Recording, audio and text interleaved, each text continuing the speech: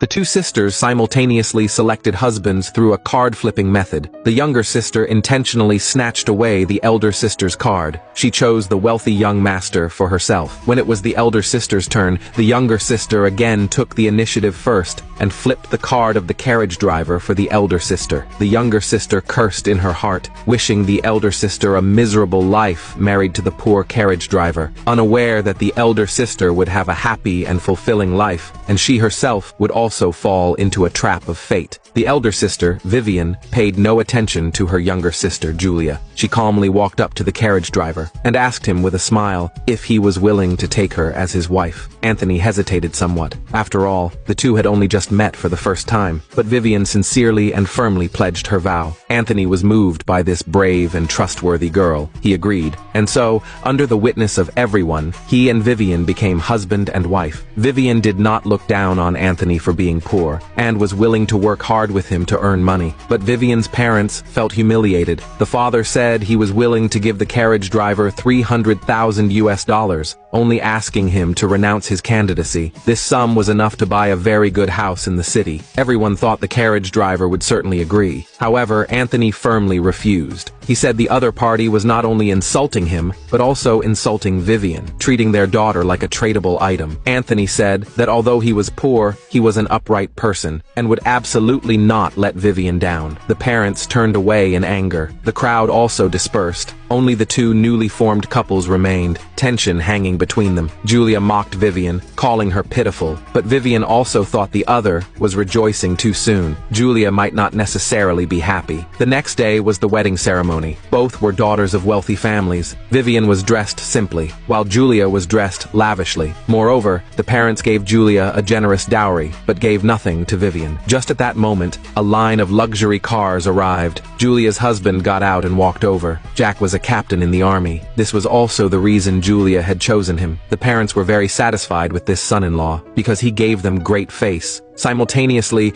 they were even angrier at Vivian, because Anthony actually came to marry her pulling a rickshaw. The parents were furious. Julia schadenfreudigly mocked them, but Vivian firmly stood up for her husband. She believed sincerity or pretense wasn't about the scale of pomp. Her judgment could not be wrong. In fact, Vivian's judgment was indeed very good. Anthony was not truly a carriage driver, but the great general commanding the entire army, but he did not want to reveal his identity at this time. So he had his subordinate find a small house to serve as his home. However, this house still didn't seem like one a carriage driver could afford. So Vivian raised a question. Anthony had to say that this house was borrowed from his friend David. David had no choice but to play along with his superior